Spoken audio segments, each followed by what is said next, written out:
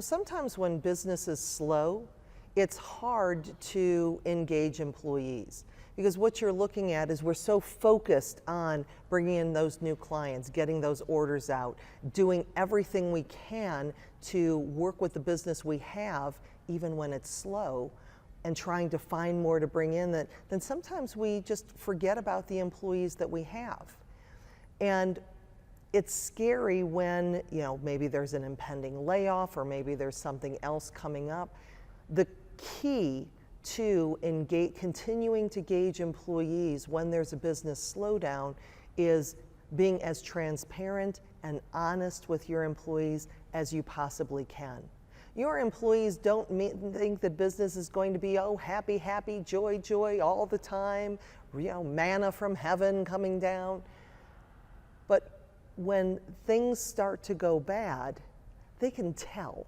You can try to hide it as much as you can, but unfortunately what happens is you think that they don't need to know what's going on, so instead they make stuff up. And the rumor mill is 100 times worse often than what you're going to find in what's really happening. When you take the time to ask your employees their ideas about the things that you can do to get over it. I've had clients that have actually had employees volunteer to cut back their hours so they wouldn't have to have a layoff.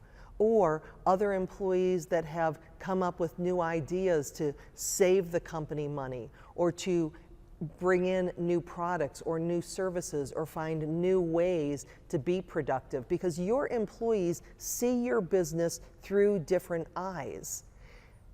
And sometimes when your business is in trouble, you get so focused on trying to make it right that we lose the perspective.